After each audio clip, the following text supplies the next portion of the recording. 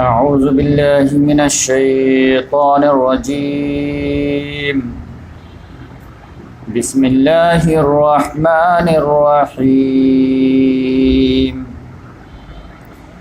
لقد صدق الله رسوله الرؤيا بالحق لتدخلن المسجد الحرام إن شاء الله آمنين محلقين رؤوسكم ومقصرين لا تخافون فعلم ما لم تعلموا فجعل من دون ذلك فتحا قريبا.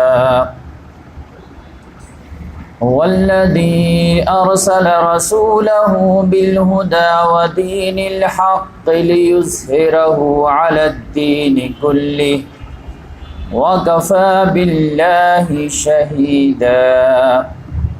محمد رسول الله والذين معه أشداء على الكفار رحماء بينهم تراهم ركعا سجدا يبتغون فضلا من الله ورضوانا سيماهم في وجوههم من أثر السجود ذلك مثلهم في التوراة ومثلهم في الإنجيل كزرع أخرج شطأه فآزره فاستغلظ فاستوى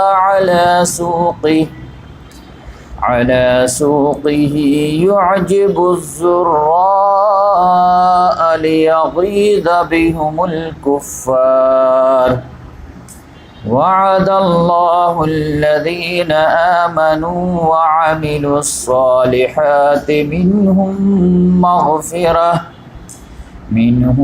مغفرة وأجرا عظيما. صدق اللہ العظیم. محترم سامعین کرام، ابھی آپ لوگوں کے سامنے سورہ فتح کی 3 آیات کی تلاوت کی گئی ہے، جو آخری 3 آیات. سورہ فتح یہ جو ہے مدنی سورہ ہے اور یہ 26ویں پارے ہیں، اور یہ سورہ میں کل جو 4 رکوع ہیں اور 29 آیات. اور یہ سورہ کی خصوصیات یہ ہیں کہ یہ صلح حدیبیہ کے اوپر جو ہے پوری مشتمل ہے، اور جو بہت بڑا واقعہ ہوا تھا صلح کا سیز فائر، تو اس کے بارے میں جو ہے اللہ تبارک و تعالیٰ نے جو تبصرہ کیا، خاص طور سے صحابہ کرام کو اپریشیٹ کیا ہے، اور اس میں کوئی غلطی نہیں تھی، لہذا ہر جگہ اللہ تعالیٰ نے جو ہے سراہا ہی ہے. تو وہ بہت ہی جو ہے انکریجنگ سورہ بن گئی صحابہ کرام کے لیے. تو اس لحاظ سے پہلے میں جو ہے آپ کو صلح حدیبیہ سیرت النبی کے لحاظ سے سناتا ہوں، تاکہ آپ رمضان میں یہ سورہ خود سے بھی پڑھیں گے تو آپ کو سمجھنے میں کہیں پرابلم نہیں ہو، کیونکہ بیک گراؤنڈ معلوم رہتا ہے تو آدمی فٹافٹ جو ہے کسی بھی تفسیر سے کسی بھی ترجمے کے مدد کے ذریعے آرام سمجھ لیتا ہے، اور اگر بیک گراؤنڈ نہ معلوم ہو تو پھر جو ہے آدمی کنفیوژن کا شکار ہوتا ہے. تو آج انشاءاللہ ہمارا 18واں پروگرام ہے سیرت النبی کا. 23 ایپیسوڈ میں انشاءاللہ ختم کرنے کا ارادہ ہے، لیکن اپنا ارادہ ہے، لیکن مرضی اللہ تعالیٰ کی ہے. 23 ایپیسوڈ میں اس لیے ختم کرنے کا ارادہ ہے کہ محمد صلی اللہ علیہ وسلم کی نبوت وال کے بعد جو زندگی ہے اردو مہینے کے لحاظ سے وہ 23 سال بنتے ہیں. تو اس لحاظ سے وہ نسبت ایک جو ہے جڑ جائے، تو اس لحاظ سے جو ہے اسی حساب سے ہم لے کے چلیں. 17 ایپیسوڈ میں ہم لوگ جو پہنچے تھے وہ جنگ احزاب اور غزوہ بنو قریظہ، اور پھر محمد صلی اللہ علیہ وسلم کی جو شادی ہوئی تھی خاص حضرت زینب بنت جہش، تو وہ بھی ہم کور کیے تھے. اور حضرت عائشہ رضی اللہ تعالیٰ عنہ پر جو ایک الزام لگا تھا، جس کو اللہ تبارک و تعالیٰ نے آسمان سے 10 آیات نازل کر کے برات کا جو ہے اظہار کیا، تو وہ سب جو ہے لاسٹ ایپیسوڈ میں کور ہوا تھا. اس میں ایک چیز بس رہ گئی تھی جو پریکٹیکل لائف میں بہت ضروری چیز ہے، تو وہ میں آج شیئر کر دیتا ہوں، پھر صلح حدیبیہ پہ آگے بڑھیں گے. اس میں یہ ہے کہ آپ دیکھیں گے کہ سیرت النبی میں کہ الزام لگانے والے تو بے شمار بہت سارے تھے، منافقوں کا تو پورا ٹولہ ہی تھا، لیکن رسول اللہ صلی اللہ علیہ وسلم 3 لوگوں کو صرف سزا دیے تھے۔ اس میں سے ایک مستح بن اساسہ، حمنہ بنت جہش جو زینب بنت جہش کی بہن تھی، اور تیسرا حسان بن ثابت جو محمد صلی اللہ علیہ وسلم کے شاعر تھے، اور جو کفار کی طرف سے شاعری کے ذریعے سے جو حملہ کرتے تھے تو ان کا جواب جو حسان بن ثابت دیتے تھے۔ تو اس میں جو ایک مستح بن اساسہ ہے، جو میں پچھلے مرتبہ جو سٹوری سنایا تھا کہ حضرت عائشہ رضی اللہ تعالیٰ عنہ جب رات میں جا رہی تھی ضرورت کے تحت ایک خاتون کے ساتھ، تو وہ انہی کی والدہ تھی ام مستح، تو ان کی والدہ کو جو ٹھوکر لگا تو اس نے جو بد دعا دی کہ مستح کا برا ہو، تو حضرت عائشہ رضی اللہ آبجیکشن لے کہ مستح نے کیا کیا تم کو؟ انہوں نے کہا تم کو پتہ نہیں مستح نے کیا کیا ہے، اور سارے لوگوں کے ساتھ ہاں میں ہاں ملاتا ہے۔ تو یہ جو تھے حضرت ابو بکر صدیق رضی اللہ تعالیٰ عنہ کے رشتہ دار تھے، اور یہ غریب بھی تھے۔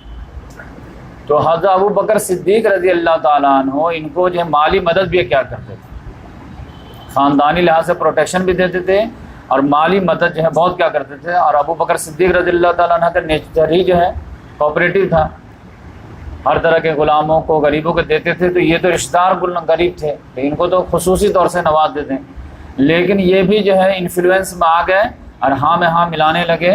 تو حضرت ابو بکر صدیق رضی اللہ تعالیٰ عنہ کو ان پر بہت غصہ آیا کہ تم تو ہمارے رشتہ دار ہو، تو کریٹیکل ٹائم میں تو تم کو ہمارے ساتھ ہونا چاہیے تھا، خاص طور سے ہم تم کو کسی موڑ پہ نہیں چھوڑتے ہیں، تو تم ہمارے سخت آزمائش کے موڑ پہ ہمارے ہی تم جو ہے دغا دینے لگے۔ تو اس وقت انہوں نے قسم کھا لیا کہ اب تم کو میں جو ہے 1 روپیہ بھی نہیں دوں، کچھ بھی مدد نہیں کروں گا، جاؤ۔ تو یہ بات اللہ تعالیٰ کو ناگوار گزری، یہ جو تم ارادہ کر لیے ہو اور ڈیسیزن لے لیے ہو کہ ہم اب 1 روپیہ تم کو نہیں دیں گے، تو یہ بات غلط ہے۔ غلطی کسی سے بھی ہو سکتی ہے، اس کی سزا اس کو مل چکی ہے۔ تو اب تمہارا نیچر ویسے ہی رہنا چاہیے جیسے پریویس میں تھا، کہ پہلے جیسے تم ان کی مدد کرتے تھے مدد کرتے رہو، لیکن آدمی کو غصہ آ جاتا ہے، اب جو ہے بالکل جو ہے چہیتی بیٹی پر اتنا بڑا الزام لگ گیا، تو یقینی بات ہے غصہ آنا تو نیچرل تھا۔ تو اس کی وجہ سے انہوں نے ڈیسائیڈ کر لیا کہ ہم تو جو ہے اب 1 روپیہ جو ہے تم کو نہیں دیں گے۔ تو اس پر اللہ تعالیٰ نے سورہ نور میں آیت نازل کیا، وَلَا يَأْتَلِ الْفَضْلِ مِنْكُمْ وَالسَّعَةَ أَن يُؤْتُوا الْقُرْبَى، کسی بھی اہل فضل کو جو ہے اس طرح کے قسمیں نہیں کھانے چاہیے اور اپنے آپ کو نہیں ہاتھ روکنا چاہیے کہ اگر کسی نے غلطی کر دی ہے تو ہم جو ہے تم کو ہم نہیں نوازیں گے۔ اور اس کے بعد ایک انکریجنگ ورڈ جو ہے اللہ تعالیٰ نے نازل کیا کہ الا تحبون ان یغفر اللہ لکم، کیا تم نہیں چاہتے کہ اللہ تبارک و تعالیٰ جو ہے تمہاری غلطیوں کی پردہ پوشی کرے؟ تو ہر آدمی کہے گا وائی ناٹ، کیوں نہیں، ہم چاہتے ہیں۔ تو پھر اللہ تعالیٰ نے کہا کہ جب تم سے غلطی ہو جاتی ہے تو ہم سے امید رکھتے ہو کہ ہم تمہارے غلطیوں کا درگزر کریں، تو پھر تمہارے جو ہے نیچے کے لوگ ہیں ان سے کوئی غلطی ہو گئی ہے تو پھر تم کیسے قسم کھا لیے کہ ہم نہیں نوازیں گے؟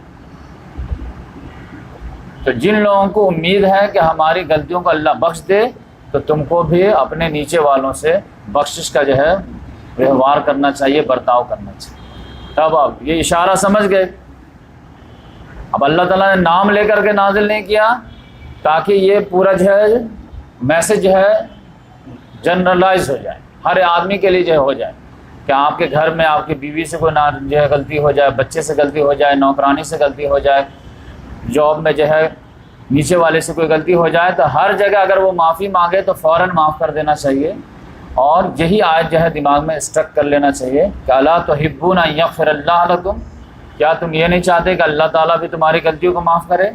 تو ہاں ہم چاہتے ہیں، تو پھر تم بھی اپنے نیچے والوں کے ساتھ یہی معاملہ کرو تو ہم تمہارے ساتھ آخرت میں یہی معاملہ کریں۔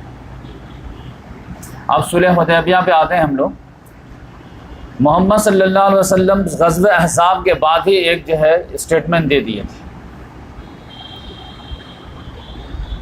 کہ آج تک یہ لوگ ہم پر اٹیک کرتے رہے، بدر میں آئے، احد میں آئے، خندق میں آئے، لیکن اب ہم اس پر چڑھائی کریں، کیونکہ یہ چلے گئے ہیں ناکام، لیکن جو ہے وار ختم نہیں ہوئی، مشن ختم نہیں ہوا۔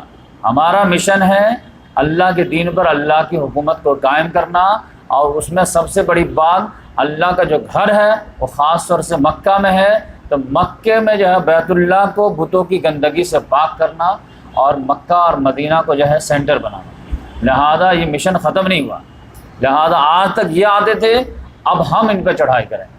یعنی اس میں میسج تھا صحابہ کرام کو کہ اب ان کے اندر اتنی ہمت نہیں ہوگی کہ اتنی بڑی تعداد جمع کر پائیں اور اتنے بڑے ساز و سامان مہیا کر پائیں، اب پھر یہ لوگ لے کر کے چڑھ دوڑے، اب ایسا نہیں ہونے والا۔ تو اب ہم کو جب موقع ملے گا ہم ان پر جو ہے چڑھائی کریں گے۔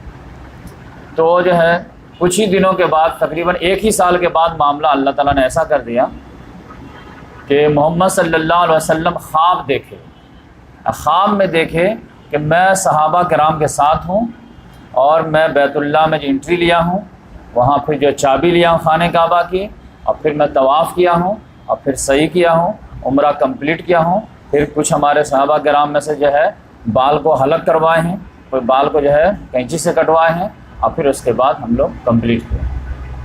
اب یہ نبی کا خواب تھا، اب نبی کا خواب تو وہی ہوتا ہے۔ حضرت ابراہیم علیہ السلام کو بھی اللہ تعالیٰ نے نہیں خواب ہی میں دکھایا تھا کہ اپنے بیٹے کو ذبح کرو، تو انہوں نے تیار ہو گئے تھے۔ تو اس لحاظ سے اب لیکن مسئلہ یہ تھا کہ 1 ہی سال پہلے کسی طرح مدینہ میں رہ کر کے ڈیفنس کر لیے تھے، وہی بہت بڑی کامیابی مانی جا رہی تھی۔ اب کہا جا رہا کہ نہیں، اب جو ہے عمرہ کرنے ہم لوگ جائیں، تو سمجھیے کہ جو ہے شیر کے جو ہے کچھار میں آپ خود جا رہے ہیں۔ جہاں سے کسی طرح جو ہے 5-6 سال پہلے ہجرت کر کے بھاگ وہاں سے آئے تھے، اب وہ جو ہے ان کے یہاں جائیں گے تو وہ چھوڑ دیں گے۔ لیکن یہ خواب جو تھا یہ اللہ تعالیٰ کا انڈیکیشن تھا، میسج تھا، تو جانا ہے تو جانا ہے۔ رسول اللہ صلی اللہ علیہ وسلم نے یہ خواب صحابہ کرام سے شیئر کیے کہ میں تو خواب دیکھا ہوں، اور یہ ایک طرح سے اللہ کا آرڈر ہے، اور یہ آزمائش ہے کہ اللہ پہ بھروسہ ہے یا نہیں، یا تم کو تعداد پہ بھروسہ ہے، تو میں دیکھنا چاہتا ہوں کہ کون جاتا ہے کون نہیں جاتا، تو میں تو تیار ہوں، اور جس کو چلنا ہے وہ چلے۔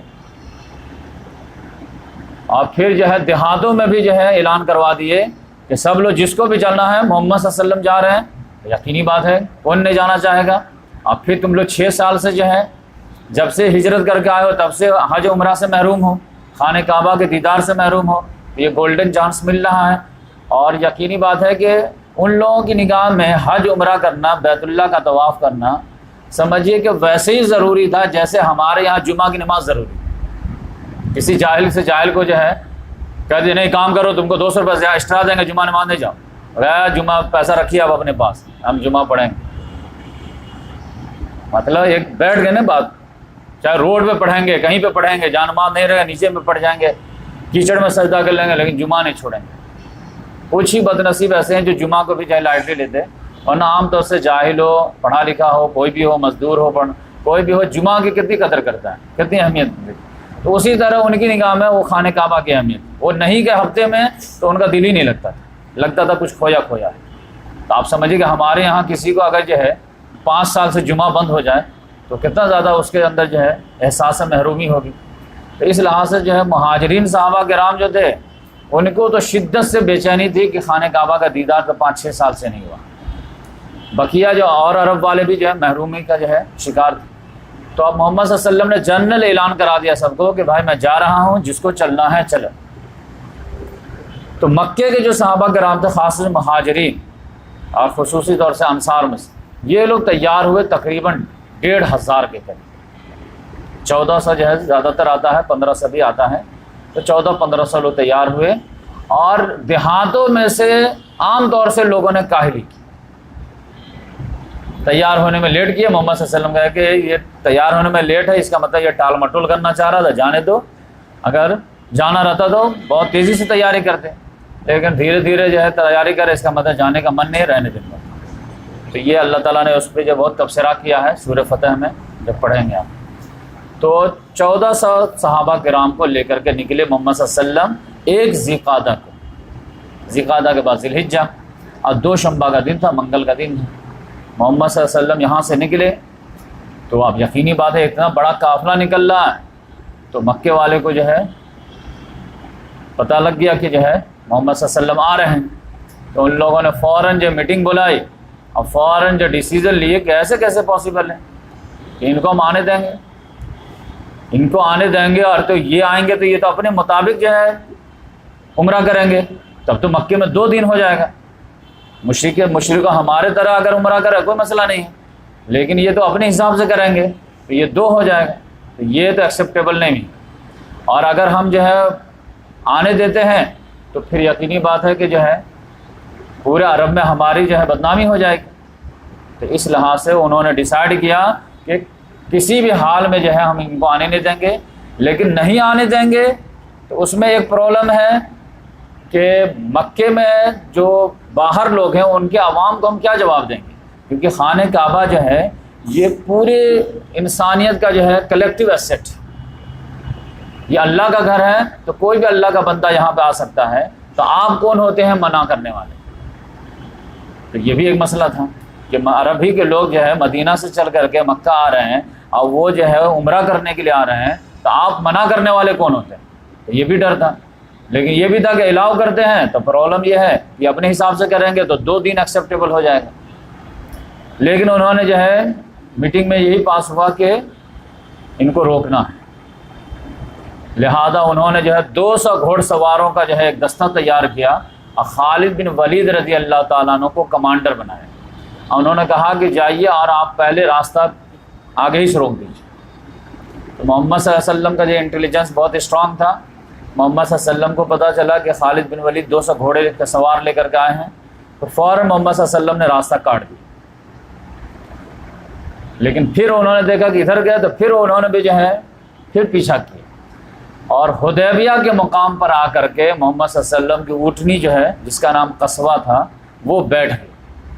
اب لوگ اٹھا رہے، اٹھو، تو اٹھ ہی نہیں رہے، ہل ہل کر رہے ہیں لیکن اٹھ ہی نہیں رہے۔ سب لوگ بولنے لگے کہ یہ قصوہ اڑ گئی ہے، ایروگنٹ ہو گئی۔ تو محمد صلی اللہ علیہ وسلم نے کہا کہ قصوہ اڑی نہیں ہے، قصوہ کو اس نے روک لیا ہے جس نے ہاتھی کو روکا تھا۔ وہ جو ہے اصحاب الفیل جو ابابیل والا جو معاملہ ہوا تھا، عَلَمْ تَرَ كَيْفَ فَعَلَ رَبُّكَ بِأَصْحَابِ الْفِيلِ، تو محمد صلی اللہ علیہ وسلم نے جو ہے ریلیٹ کر دیا تاریخ کو کہ یعنی قصوہ جو ہے یہ اللہ کے حکم کے مطابق جو ہے بیٹھ گئی ہے، اب یہ اٹھے گی نہیں۔ تو وہیں پر محمد صلی اللہ علیہ وسلم جو ہے پڑاؤ کیے، اور جو ہے یہاں سے جو ہے اب ڈپلومیسی شروع ہوئی، آنا ہے نہیں آنا ہے۔ تو اتنے ہی میں جو ہے محمد صلی اللہ علیہ وسلم کو جو ہے ظہر کی نماز پڑھ رہے تھے کہ سارے لوگ سجدے میں گئے ہوئے تھے۔ خالد بن ولید رضی اللہ تعالیٰ عنہ 200 سوار لے کر کے موجود تھے۔ انہوں نے دیکھا یہ جو ہے کیا ہو رہا ہے، جماعت سے نماز ہو رہی تھی۔ مکے میں یہ لوگ جماعت سے نماز دیکھے نہیں تھے، انڈیویجول نماز دیکھے تھے، سارے لوگ ایک ساتھ سجدے میں جا رہے ہیں، ایک ساتھ رکوع میں آ رہے ہیں۔ تو انہوں نے کہا ارے یہ تو گولڈن اپرچونیٹی ہے کہ فوراً جو اٹیک کر دے، سارے لوگ سجدے میں روند کے چلے جائیں گے ہم لوگ۔ جب تک ڈیسیزن جو ہے مائنڈ بنائی دماغ میں تھی، فوراً جب تک جو ہے 4 رکعت ہو گئی تھی سلام علام پھیر لیے تھے۔ اب سب لوگ جو ہے پھر ہتھیار وغیرہ لے لیا آرام سے۔ تو خالد بن ولید رضی اللہ تعالیٰ عنہ کو لگا کہ جو ہے بہت بہترین اپرچونیٹی ہم مس کر دیے، لیکن ان کو لگا کہ کیا ہے عصر میں پھر یہ لوگ نماز پڑھیں گے ہی، تو پھر جو ہے ہم اس بار تو اٹیک کر دیں گے۔ تو عصر کا انتظار یہ لوگ بے چینی سے انتظار کر ہی رہے تھے کہ اسی درمیان اللہ تعالیٰ نے صلاۃ الخوف نازل کر دی کہ جنگ کے موقع پہ، خوف کے موقع پر کس اسٹائل میں نماز پڑھنی ہے کہ آدھے لوگ نماز پڑھیں گے، آدھے لوگ پہرا دیں گے۔ تو یہ جو ہے آگے تو وہ لوگ وہ سوچے کہ اب یہ سب سجدہ کریں گے، تو آدھے لوگ یہ سب جو ہے پہرا دے رہے تھے۔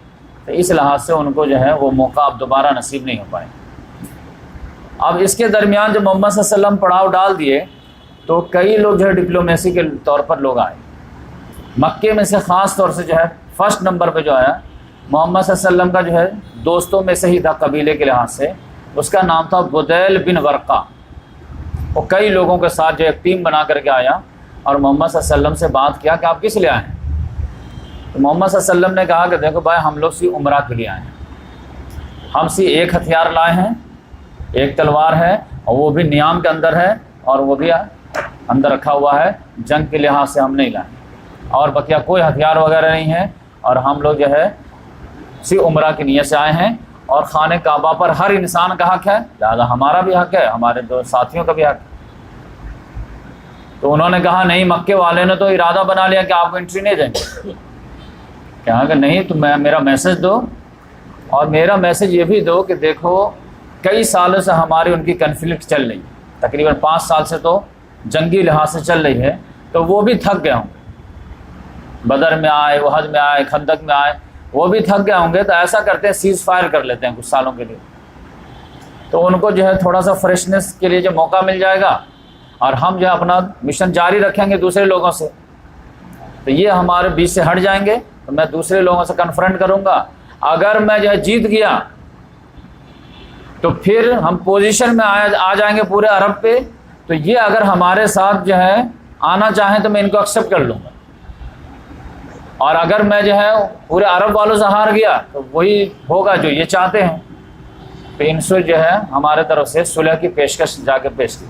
اب ورنہ اگر یہ دونوں میں سے کوئی اگر ان کو قبول نہیں ہے تو پھر ہمارے طرف سے بھی ان کو جا کر کے سنا دیجئے کہ یہ مشن تو میں جاری رکھوں گا جب تک میرا سر جو ہے میرے گردن سے اٹیچ، یا پھر اللہ تعالیٰ اس دین کو غالب کر۔ تو یہ بھی دو ٹوک بتا دیجیے کہ یہ جو ہے کمپرومائز والا معاملہ نہیں ہو۔ تو وہ جا کر کے بولے ان لوگوں کو، لیکن ان لوگوں نے کہا نہیں، یہ تو ہماری بہت بڑی انسلٹ ہو جائے گی کہ کیسے ہم آنے دیں گے، ناک کٹ جائے گی، مکے والوں کو ہم کیا جواب دیں گے۔ لہذا لوگوں نے اس کے لائٹلی لیا اور وہ تو بدیل بن ورقہ کے جو ہے ڈپلومیسی جو ہے، سفارت جو ہے وہ ناکام ہوئی، اور اس سے کچھ فائدہ نہیں۔ ادھر سے میسج آیا نہیں ہم آپ کو نہیں آنے دیں گے، نہ صلح کریں گے نہ تو آپ کو جو انٹری دیں گے۔ تو اس کے بعد جو ہے ایک دوسرا گروپ آیا، اس میں نام تھا حلیس بن علقمہ۔ اس کا قبیلہ جو تھا وہ قربانی کے جانور کو جو ہے بہت عزت دیتا تھا، یعنی حاجی اور عمرہ کرنے والوں کو بہت احترام کرتا تھا۔ تو محمد صلی اللہ علیہ وسلم دیکھتے ہی پہچان گئے، بولے کہ دیکھو یہ وہ قبیلے کا آدمی ہے جس قبیلے میں قربانی کے جانور کا بہت احترام کیا جاتا ہے، تو سب لوگ اپنے اپنے جانوروں کو آگے کرتے۔ اب محمد صلی اللہ علیہ وسلم جو جانور لے کر کے آئے تھے، ہدی کا جانور اس کو بولتے ہیں، اور جس میں جو ہے جو بھیڑ بکری ہے اس کے گردن میں ایک پٹا ڈال دیتے تھے علامت کے طور پر کہ یہ جو ہے بیت اللہ میں قربان ہونے کے لیے جا رہا، لہذا کوئی لوٹ نہ کرے، یہ اللہ کی بکری ہے۔ اور اونٹ جو ہے تو اس کو کیا کرتے تھے، تھوڑے سے جو ہے کوہان کو چیر دیتے تھے، اور اس سے جو خون نکلتا تھا تو اسی کوہان پہ مل دیتے تھے، وہ ایک سمبل ہو جاتا تھا کہ یہ اونٹ جو ہے یہ اللہ کے لیے قربان کے لیے جو ہے نیت کی ہوئی ہے، لہذا کوئی بھی جو ہے راستہ چلتے ہی اس کو لوٹ مار نہ کرے، یہ مقدس اونٹ ہو گئے۔ تو اس لحاظ سے جو اونٹ اور جو بھیڑ بکری جو بھی محمد صلی اللہ علیہ وسلم لائے تھے وہ سب کو جو ہے حلیس بن علقمہ کے سامنے کر دیا۔ تو حلیس بن علقمہ دیکھتے ہی جو ہے سمجھ گیا کہ اچھا یہ لوگ عمرہ کے لیے آئے ہیں، جنگ کے لیے نہیں آئے، لہٰذا بنا بات کیے ہوئے جو ہے وہ واپس ہو گیا اور مکے والوں کو میسج دینے لگا کہ بھائی صاحب وہ لوگ لڑنے کے لیے نہیں آئے ہیں، وہ لوگ عمرہ کے لیے آئے ہیں، اور عمرہ کے لیے تو ہم لوگ جو ہے باپ کے قاتل بھی جو رہتا ہے اس کو بھی منع نہیں کرتے۔ یہ تو ہماری ریتی رواج ہے کہ کوئی آدمی ہمارے باپ کا قاتل ہے اور سال بھر سے ہم اس کو تلاش رہے ہیں، اب وہ مل نہیں رہا ہے، لیکن اچانک اگر نگاہ پڑ گئی کہ وہ حرم میں موجود ہے تو اس کو ہم ٹچ نہیں کریں، یہ ہماری ریتی۔ تو ان لوگوں کو کیسے جو اتنے لوگ ہیں ٹھیک ہے ہم سے ڈیفر کیے ہیں، تو ان کو خانہ کعبہ میں آنے سے کیسے روک سکتے ہیں؟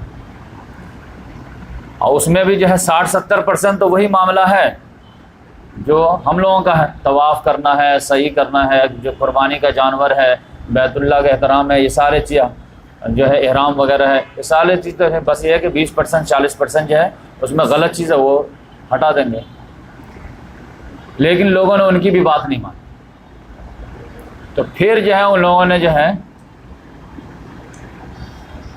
ایک آدمی کو بھیجے، جب تک محمد صلی اللہ علیہ وسلم نے بھی جو ہے اپنے طرف سے ایک آدمی کو بھیجے کہ پتہ نہیں یہ لوگ آتے ہیں صحیح سے میسج کنوے کر پاتے ہیں یا نہیں کر پاتے ہیں، ہمارا موقف وہاں پہ رکھ پاتے ہیں یا نہیں رکھ پاتے ہیں، تو یہ پتہ نہیں چل رہا، تو ہمارے طرف سے بھی ایک بندہ چلا جائے اور کلیئر کٹ جو ہے قریش کے جو ہے نوجوانوں سے یا سرداروں سے بات کریں۔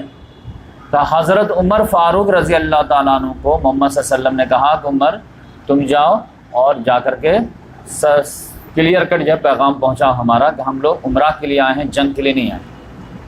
حضرت عمر رضی اللہ نے کہا کہ یا رسول اللہ دیکھیے ہمارا پورا خاندان جو ہے مسلمان ہو گیا ہے، تو ہمارا کوئی جو ہے بہت پاورفل ہے، ایک تو پاور والا خاندان تو تھا نہیں بنو عدی کا، اس میں سے موسٹلی جو ہے ایمان لے آئے ہیں، تو لہذا وہ لوگ ہم پہ چڑھ دوڑیں گے تو ہمارے کو بچانے والا ہمارے خاندان کا کوئی فرد نہیں. تو اس لحاظ سے میں آپ کو مشورہ دیتا ہوں کہ آپ جو ہے عثمان غنی رضی اللہ تعالیٰ عنہ کو بھیجیے. وہ جو بنو امیہ خاندان کے ہیں اور مین جو دشمنی پہ جو آمادہ ہے وہ بنو امیہ ہی خاندان ہے، لہذا ان کو جو ہے خاندانی لحاظ سے کوئی ٹچ نہیں کرے گا. تو محمد صلی اللہ علیہ وسلم کو لاجیکل لگا. تو محمد صلی اللہ علیہ وسلم نے عثمان غنی رضی اللہ تعالیٰ عنہ کو بلائے کہ آپ جاؤ اور جا کر کے کلیئر کٹ میسج دو، پیغام دو ہمارا، اب پھر دیکھو کہ وہ کیا ہوتا ہے. تو اس لحاظ سے جو ہے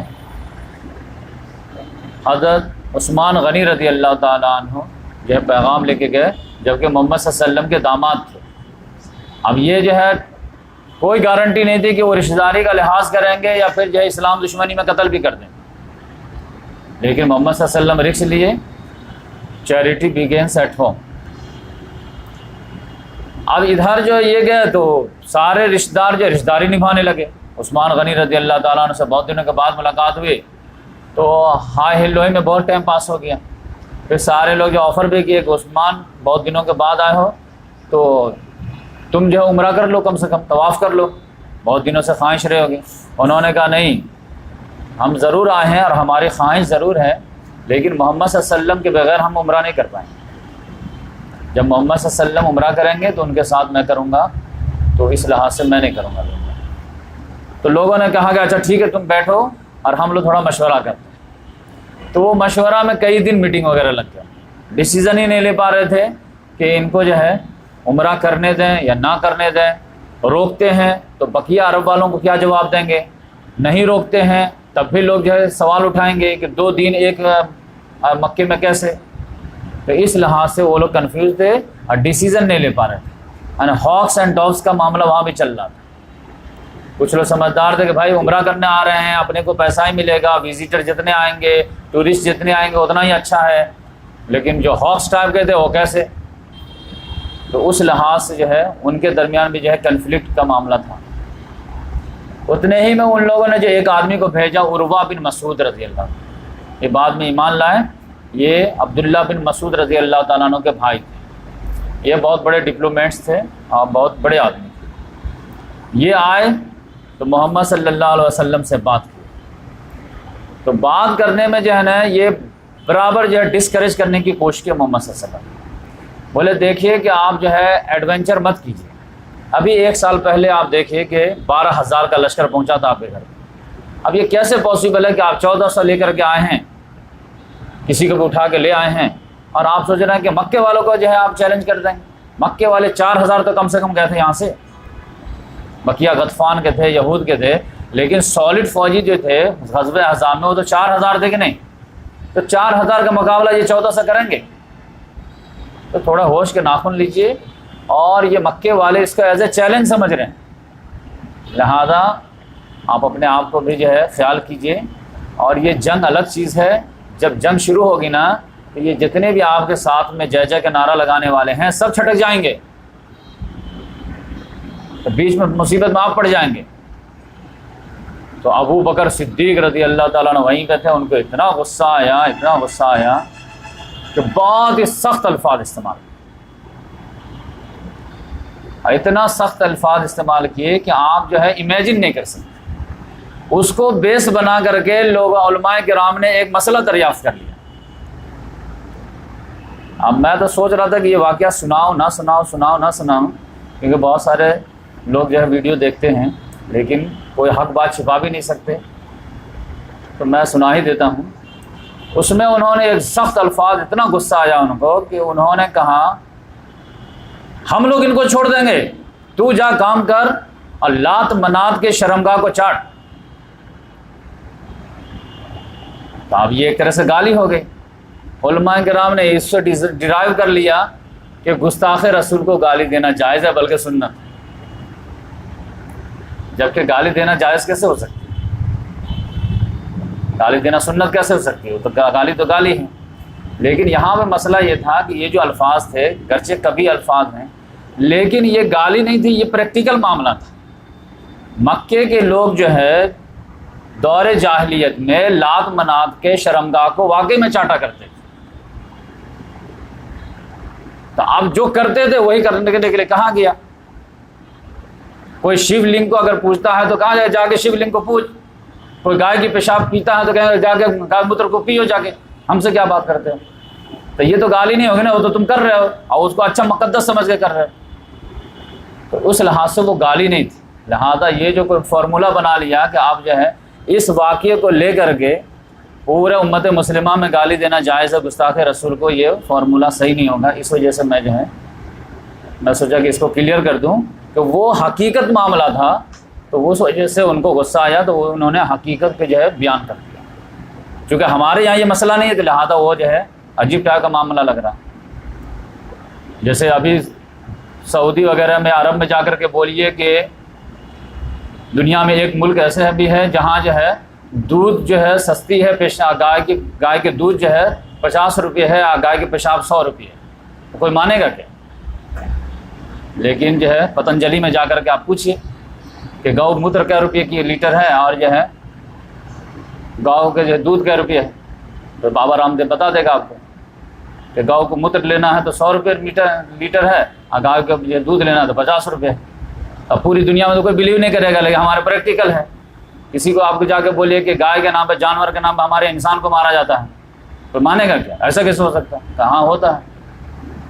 تو اس لحاظ سے جو ہے جہاں جو نہیں ہوتا ہے تو وہ بات جو ہضم نہیں ہوتی ہے، لیکن جہاں جو ہوتا ہے تو وہ بالکل پریکٹیکل ہو جاتا ہے۔ تو ابو بکر صدیق رضی اللہ تعالیٰ عنہ کو اتنا غصہ آیا کہ فوراً جو ہے وہ یہ کیا۔ اتنے ہی میں وہ جو ہے ٹرائی کر رہا تھا کہ ان لوگوں کے اندر جو ہے جو ساتھ دینے کا جذبہ ہے وہ کتنا جو ہے کمٹمنٹ میں کتنا زیادہ ہے، لہذا وہ بار بار بات کرتے کرتے ہاتھ بڑھا دیتا تھا داڑھی کی طرف، محمد صلی اللہ علیہ وسلم ایسے پکڑ لیتا تھا، پھر پکڑ لیتا تھا، اور ادھر ایک صحابی کھڑے رہتے تھے مغیرہ بن شعبہ رضی اللہ، وہ تلوار جو الٹا کر کے جو ہے ایک دم ریڈی رہتے تھے، جیسے وہ ہاتھ بڑھاتا تھا تھوڑے سے گستاخی کے انداز میں، وہ چونکہ سردار ٹائپ کا تھا، تو فوراً وہ جو ہے تلوار کا دستہ سے مارتے تھے، ہاتھ سائڈ رکھو بات کرو سے، پھر وہ دیکھتا تھا پھر ہاتھ بڑھا دیتا تھا، پھر جو ہے وہ تلوار کا جو ہے دستہ پچھلے ہی سے پھر ہاتھ میں مارتا ہے، ہاتھ پر اپنے حساب سے رکھو اسی بات کرو۔ تو اس طرح سے وہ جو ہے آزمانا چاہ رہا تھا کہ یہ لوگ کتنی محبت کرتے ہیں محمد صلی اللہ علیہ وسلم سے۔ تو ابو بکر صدیق رضی اللہ تعالیٰ تو سمجھے کہ آپے سے باہر ہو گئے جب یہ، اور ادھر جو ہے یہ ایک لفظ جو ہے تھوڑا سا ہلکا سا ہاتھ کا اشارہ بھی جو برداشت نہیں کر رہے ہیں، اس میں پھر صحابہ کرام کو محسوس ہو گیا کہ یہ ہم کو آزما رہا ہے کہ ہم کتنی محبت کرتے ہیں محمد صلی اللہ علیہ وسلم سے۔ تو صحابہ کرام نے بھی کہا کہ اچھا دکھاتے ہیں ہم کتنی محبت کرتے ہیں، لہذا وہ بیٹھے ہوا تھا ہی کہ نماز کا ٹائم ہو، جیسے نماز محمد صلی اللہ علیہ وسلم وضو بنانے کے لیے بیٹھے کہ صحابہ کرام جو ہے محمد صلی اللہ علیہ وسلم کے جو ہے کلی کا پانی گرنے نہیں دیتے تھے کہ ہاتھ میں لے لیتے، اور سب لوگ اپنے اپنے ہاتھ پہ بدن پہ ملتے تھے، یہاں تک کہ محمد صلی اللہ علیہ وسلم نے تھوک بھی پھینکا تو فوراً کسی صحابی نے ہاتھ بڑھا لیا اور اپنے ہاتھ پہ مل لیا، اور یہ جو ہے شرما کر کے خالی کنکھیوں سے دیکھتا تھا، اور پھر یہ اتنی زیادہ جو ہے رسپیکٹ تھی اس کے منہ کی کلی نہیں گرنے دیتے ہیں، منہ کا تھوک نہیں گرنے دیتے ہیں، اور سب لوگ اپنے بدن پہ مل لیتے ہیں، اتنا تو کسی بادشاہ کو بھی کوئی احترام نہیں کرتا ہوگا، کوئی بڑے سے بڑے سیٹ کا بھی کوئی احترام نہیں کرتا ہوگا۔ تو یہ جو ڈائلاگ بولا تھا کہ یہ سب جب جنگ کے وقت آگے تو چھٹک جائیں گے، تو اس نے تو جب دیکھا یہ معاملہ تب تو یہ شرما کر رہ گیا، اتنا شرمایا کہ بھری نگاہ دیکھ بھی نہیں پا رہا تھا کہ کیا مومنٹ چل رہا، بس جو ہے دیکھتا تھا شرما جاتا تھا، نظر نہیں ادھر کر لیتا۔ اب اس سے بھی جو ہے وہ تھوک والا مسئلہ چل گیا، بزرگ لوگ کہہ کہ اب ہمارا تھوک بھی جو ہے تم لوگ ملو، یہ بھی سنت ہے۔ بھائی یہ سنت نہیں تھا، یہ ایک اوکیزن کا معاملہ تھا، اس کے علاوہ آپ کو پورے ہسٹری میں محمد صلی اللہ علیہ وسلم سیرت میں آپ کو کہیں دوبارہ جو ہے یہ واقعہ نہیں ملے گا۔ تو جہاں پہ ضرورت ہو جاتی ہے وہاں پہ جو ہے وہ کرنا پڑتا ہے۔ یہاں پہ سے افیکشن دینا تھا کہ محمد صلی اللہ علیہ وسلم اگر آگے بڑھ جائیں گے تو جب تک جو ہے 14 سے کٹیں گے نہیں تب تک پیچھے ہٹیں گے نہیں، تو وہ جو ہے ٹیسٹ کرنا چاہ رہا تھا، تو صحابہ کرام نے اور آگے بڑھ کر کے ٹیسٹ کر کے دکھا دیا۔ تو اس لحاظ سے وہ یہ سب واقعہ جو آپ تو واٹس ایپ کا زمانہ ہے، آپ جانتے ہیں کہ ہر طرح کے حدیث، ہر طرح کے واقعے جو ہے لوگ شیئر کرتے رہیں گے، یہ کیسے، اس کو کیسے بلیو کرو گے، اس کو کیسے مانو گے، اس تو میں چاہ کے سارے جو ہارڈ معاملے ہیں وہ بھی کلیئر کرتا چلو، اور اس سے جو کنکلوژن نکالتے وہ تو اور خطرناک ہو جاتا، نیم حکیم خطرے جان، نیم اللہ خطرے ایمان ہو جاتا۔ تو اس لحاظ سے جو ہے میں سوچا کہ اس کو ہی بتا دوں۔ تو عروہ بن مسعود جو ہے وہ یہاں سے جب گیا وہاں پہ تو لوگوں کو بتایا کہ دیکھو بھائی ان کو آنے دو، عمرہ کرنے دو، کیونکہ ہم دیکھے ہیں کہ وہ لوگ بہت خطرناک آدمی ہیں، 1400 ہیں، اگر وہ ان کا لیڈر جو ہاں بول دیا تو پھر تو وہ ہلنے والے نہیں ہیں، تو آپ 1400 کو گزر کر کے تم جو ہے کامیابی پاؤ، تو وہ لوگ اگر ایک ایک کو بھی ماریں گے تو 1400 تو تمہارے کیا ہے، تو بہتر یہ ہے کہ تم ان کو جو ہے آنے دو اور وہ آ کے چلے جائیں گے۔ اور اس نے جو ہے پھر جو کہا ہے کہ دیکھو بھائی میں ایسے ہی جو ہے ہوا میں تیر نہیں مار رہا ہوں، میں نے کیسر کے بھی دربار دیکھے ہیں، کسریٰ کے بھی دربار دیکھے ہیں، نجاشی کے بھی دربار دیکھے، یعنی روم کے بادشاہ کا لقب کیسر تھا اور ایران کے بادشاہ کا لقب جو کسریٰ تھا، اور جو ہے حبشہ کے بادشاہ کا نام جو لقب نجاشی تھا۔ میں نے ہر کے دربار دیکھے ہیں، کہیں کے درباری کو اپنے بادشاہ سے اتنی محبت اتنی تعظیم کرتے نہیں دیکھا ہوں جتنا میں دیکھ کے آیا ہوں۔ یہ نہیں ہے کہ جو ہے ایک مرتبہ اٹیک کرو گے، 2-4 کو گراؤ گے، سب بھاگ جائیں گے، لیڈر پکڑا جائے گا، ایسا نہیں ہو، 1400 سے تم کو لڑنا پڑے گا۔ تو جو ہے پھر بھی جو ہے وہ لوگ اڑے کے اڑے رہ گئے۔ ادھر عثمان غنی رضی اللہ تعالیٰ ادھر تھے، عروہ بن ادھر مسعود ادھر تھے۔ عثمان غنی رضی اللہ تعالیٰ عنہ آنے میں تاخیر ہوئی تو ایک بات اڑ گئی کہ ایسا لگتا ہے کہ عثمان آ نہیں رہے، تو ایسا لگتا ہے کہ وہ لوگ مل کر کے کہیں شہید نہ کر دیں، یہ بات اڑ گئی۔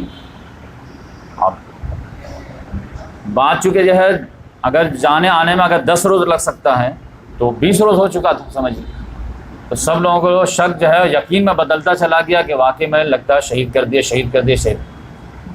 تو اڑتی پھرتی خبر محمد صلی اللہ علیہ وسلم کے بھی آئی اور سارے لوگوں میں 1400 میں یہ یقین ہو گیا کہ عثمان غنی رضی اللہ تعالیٰ عنہ کو ان لوگوں نے شہید کر دیا۔ تب محمد صلی اللہ علیہ وسلم کو غصہ آیا کہ سفیر کا قتل جو ہے اعلان جنگ، یہ ایک آدمی کا قتل کا معاملہ نہیں ہے، یہ سفیر کا قتل جو ہے اعلان جنگ ہے، تو اب تو ہم بدلہ لیے بغیر نہیں لوٹیں گے۔ ابھی تک تو یہ جنگ نہیں چاہتے تھے، اب میں جنگ چاہتا ہوں۔ کون تیار ہے جنگ کے لیے؟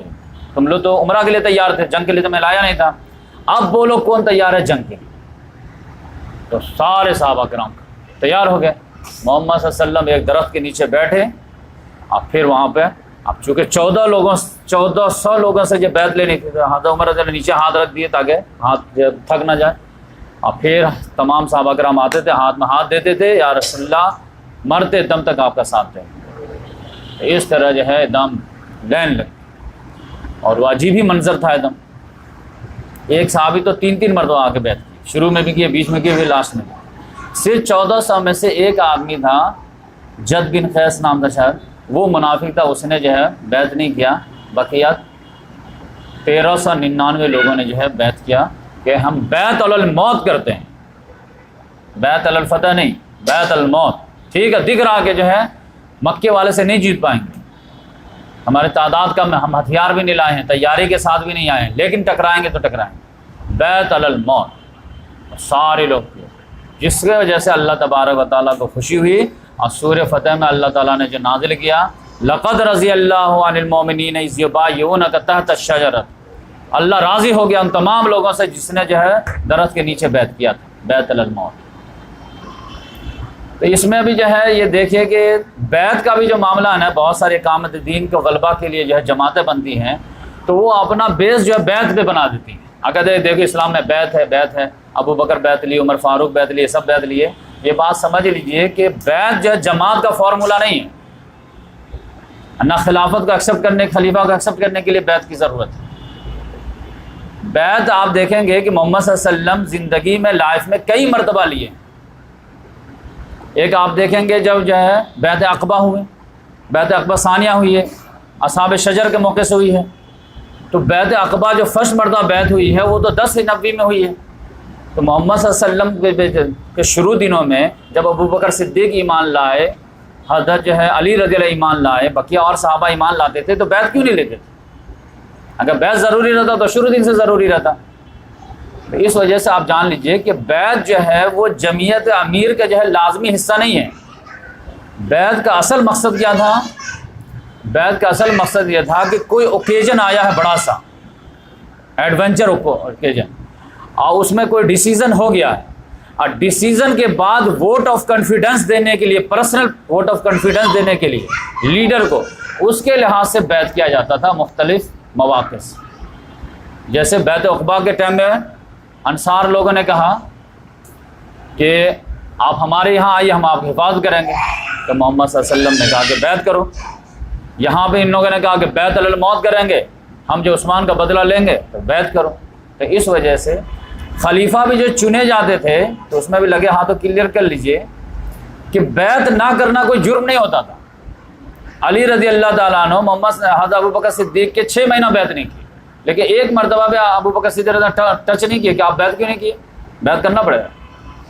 اب خلیفہ جو انتخاب ہو گیا، وہ خلیفہ بن گئے، تو اب جو پھر اس کے بعد جو بیعت لیتے تھے سب سے، وہ ووٹ آف کانفیڈنس ہوتا تھا کہ میں آپ کی بات ماننے کے لیے تیار ہوں، میں بھی آپ کو دل سے خلیفہ مانتا ہوں۔ یہ ووٹ آف کانفیڈنس ہر آدمی پرسنل آ کر دیتا تھا، اس کو بولتے تھے بیعت۔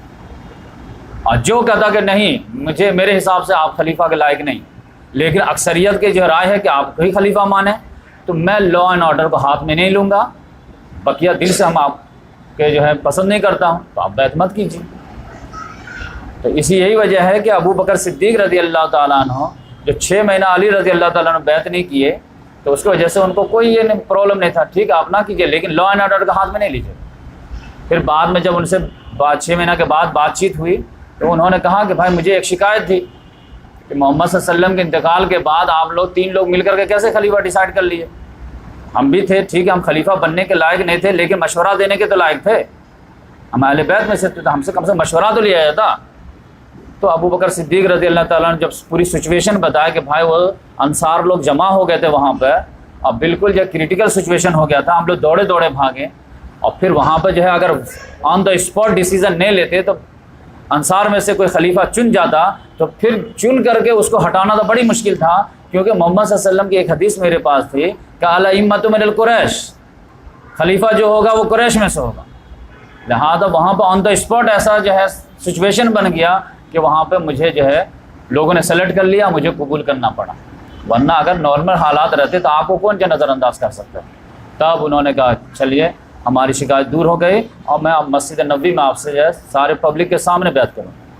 تو یہ میں آپ کو کلیئر کر دیا کہ بہت ساری جماعتیں جو ہیں اپنا جو ہے ممبرشپ کے بنیاد جو ہے بیعت جو بناتی ہیں، تو ٹھیک ہے آپ بنائیے، تو کوئی حرام معاملہ نہیں ہے، لیکن دوسرے لوگ جو نہیں بناتے تو اس کو جو ہے کمنٹ پاس کرتے کہ جمعیت کا فارمیشن کا جو بیس ہے وہ تو بیعت ہے، صحابہ کرام بیعت پہ کیے تھے، محمد صاحب بیعت پہ، تو یہ معاملہ نہیں تھا۔ معاملہ یہ تھا کہ پہلے آپ انتخاب کریں گے، وہ بیعت جو ہوتی ہے وہ ووٹ آف کانفیڈنس کے لیے ہوتا ہے، تو اس لحاظ سے جو ہے بیعت علی الموت ہوئی۔ تو یہ خبر جب پہنچی ہے وہاں مکے میں، تب وہ لوگ ہل گئے، کیونکہ ان کو عام تجربہ بھی تھا، بدر کا، احد کا تجربہ بھی تھا، خندق کا تجربہ بھی تھا، لہذا انہوں نے کہا کہ نہیں بھائی ٹھیک ہے ہم لوگ جو ہے صلح کرتے ہیں۔ صلح کے لیے کیا کیے کہ سہیل بن عمرو کو بھیجے۔ سہیل بن عمرو جو ایک سردار تھا، اور اس کا لقب تھا خطیب قریش، سب سے اسپوک پرسن آف قریش، تقریر کرنے میں ماہر آدمی، اب بات میں بوتل میں اتار دینے والا آدمی، اس کو بھیجے۔ محمد صلی اللہ علیہ وسلم نے جب دیکھے سہیل بن عمرو آ رہا ہے، پہلے بول دیا آپ صلح ہو گئے۔ تو آپ دیکھیں ہر کو جو ہے چہرے سے پہچان جاتے تھے، سائیکولوجیکل محمد صلی اللہ علیہ وسلم کتنے اسٹرانگ، سامنے والا آ رہا ہے اس کی ویکنیس کیا ہے، اس کی اسٹرانگنیس کیا ہے، پتہ لگا لیتے تھے، اسی حساب سے جج کرتے تھے۔ لہذا سہیل بن عمرو کا آنے کے بعد بولے کہ بس معاملہ ہو گیا، یہ بندہ جو ہے صلح کا ہی میسج لے کر کے آ رہا ہے، اگر جو وار کا میسج رہتا نا تو کوئی دوسرا بندہ تھا۔ تو سہیل بن عمرو آیا، بات بہت لمبی کیا ادام، محمد صلی اللہ علیہ وسلم تو سمجھ گئے تھے کہ تو صلح کرے گا ہی کرے گا، لہذا محمد صلی اللہ علیہ وسلم نے اپنے اسٹرانگ پوزیشن لیے، لیکن محمد صلی اللہ علیہ وسلم نے جب انٹری لیے تھے حدیبیہ کے موقع پہ، وہیں پہ کہہ دیے تھے کہ یہ لوگ اگر صلح کے لیے کچھ بھی آفر کریں گے، اگر وہ حرام نہیں ہوگا تو میں ایکسیپٹ کر لوں، کچھ بھی پیش کرو اگر حرام نہیں ہے۔ آپ کہو گے شرک کرنا پڑے گا تو وہ تو نہیں کریں گے، لیکن کوئی بھی جائز والا معاملہ رہے گا نا تو صلح اتنی اچھی چیز ہے ہمارے لیے کہ میں تو ایکسیپٹ کر لوں۔ لہٰذا بارگین وغیرہ. تو پھر پتہ چلا کہ دونوں فریق جو ہے تیار ہو گئے کہ ہم لوگ صلح کر لیتے ہیں. صلح میں جو ہے بہت سارے دفعات تھے، 4 جو اہم تھے، جو سب بچے کو یاد ہونے چاہیے. اور وہی جو ہے پہلے نمبر پہ یہ تھا کہ سہیل بن عمرو نے کہا کہ اس سال آپ کو یہاں سے واپس جانا پڑے گا، آپ اس سال یہ مکے میں انٹری نہیں کر سکتے ورنہ ہماری ناک کٹ جائے گی اور بقیہ عرب کو ہم کیا جواب دیں گے. تو آ گئے، گھس گئے، ڈر گئے تم لوگ. تو اس سال برائے مہربانی آپ کو جانا، آپ نیکسٹ ایئر آ جائیے تو وہ ہماری اجازت سے ہوگا. آپ نیکسٹ ایئر آئیے، 3 دن رہیے، اور 3 دن کے لیے ہم مکہ خالی کر دیں گے، پہاڑوں پہ چلے جائیں گے، اور 3 دن تک جو ہے آپ کو جتنا جو ہے عبادت کرنی ہے کیجئے، اس کے بعد 3 دن کے بعد جائیں. لیکن آئیے گا تو ہتھیار جو ہے نیام میں، نیام تھیلے میں. محمد صلی اللہ علیہ وسلم نے کہا اوکے. ایک شرط ہو گئی. دوسری شرط یہ ہے کہ عرب کے جو دوسرے قبائل ہیں، ہمارے اور قریش کے، اور آپ مسلمانوں کی جنگ ہے، بقیہ جو قبائل ہیں وہ جن کے ساتھ جانا چاہے وہ ان کو الاؤ ہوگا. کوئی قبیلہ ہم سے دوستی بنانا چاہتا ہے تو وہ بھی ہمارا پارٹ مانا جائے گا، الہی بن گیا. کوئی آپ کا الہی بننا چاہتا ہے تو آپ کا الہی مانا جائے گا. تو بنو خزاعہ جو ہے محمد صلی اللہ علیہ وسلم کے الہی بن گئے، اور بنو بکر جو ہے قریش کے الہی بن گئے. یہ دونوں نام یاد رکھے گا، فتح مکہ میں کام آئے. یہ 2 ہو گئے. تیسرے نمبر پہ جو ہے انہوں نے کہا کہ دیکھیے، اگر کوئی لڑکا اپنے گارجین کے اجازت کے بغیر مکہ سے ایمان قبول کر کے آپ کے یہاں پناہ لینے کے لیے بھاگ جاتا ہے، اور ہم ڈیمانڈ کریں گے کہ میرا بیٹا آپ کے یہاں چلا آیا ہے، تو آپ کو واپس کرنا پڑے گا. محمد صلی اللہ علیہ وسلم نے کہا اوکے. لیکن آپ کے یہاں سے کوئی لڑکا جو ہے ہمارے یہاں پناہ لینے کے لیے آ جائے گا تو ہم واپس نہیں کریں گے. محمد صلی اللہ علیہ وسلم کا اوکے. اب یہ معاملہ تو اتنا خطرناک ہو گیا کہ حضرت عمر رضی اللہ تعالیٰ عنہ کو تو سمجھ ہی نہیں، یہ کیا ہو رہا ہے، ہم کیوں پیچھے جا رہے ہیں. ایک تو یہ کہ اس سال آپ کو نہیں کرنا ہے، یہ بہت زیادہ جو ہے ہیوملیٹنگ تھا. کیوں نہیں کریں گے؟ تمہارے ناک کا مسئلہ تھا، ہمارے بھی ناک کا مسئلہ ہے، ہم مدینے والے کو کیا جواب دیں گے جا کر کے. اب پھر یہ کہ تمہارا بندہ آئے گا تو ہم کو واپس کرنا، ہمارا بندہ جائے گا تو واپس نہیں کرو، یہ کون سی ہے؟ کوئی لاجیکل نہیں ہے. محمد صلی اللہ علیہ وسلم نے کہا اوکے اوکے، کہا چلو لکھ دیجیے. تو حضرت علی رضی اللہ تعالیٰ عنہ کو بلایا گیا کہ بھائی یہ لکھ دیجیے. انہوں نے لکھا، شروع کیا اوپر میں بسم اللہ الرحمن الرحیم. تو سہیل بن عمرو نے کہا واٹ از دس؟ کہا بسم اللہ الرحمن الرحیم، شروع کرتا اللہ کے نام سے جو رحمان رحیم ہے. کہ ہو از رحمان، ہو از رحیم؟ کہ رحمان وہ جو تم کو پیدا کیا ہے. کہا ارے ہم نہیں جانتے رحمان کو، ہم رحیم کو نہیں جانتے، ہم اللہ کو جانتے ہیں بس. تو جو ہمارا ٹریڈیشن ہے ویسے لکھو، 20 میں کا اللہ. کوئی مسئلہ نہیں تھا، بات تو وہی تھی. لیکن جو اللہ تعالیٰ نے ہم کو اسٹارٹنگ دیا بسم اللہ الرحمن الرحیم، اس میں 2 صفات بھی آ جاتے ہیں. تو محمد صلی اللہ علیہ وسلم نے علی رضی اللہ عنہ بولا کہ اچھا اس کو مٹا دو. پہلے تو کچی رشنائی سے لکھی جاتی، مٹا دو اس کو، اور اس کی جگہ پہ 20 میں کا اللہم لکھ. تو انہوں نے کہا ٹھیک ہے رحمان رحیم کو.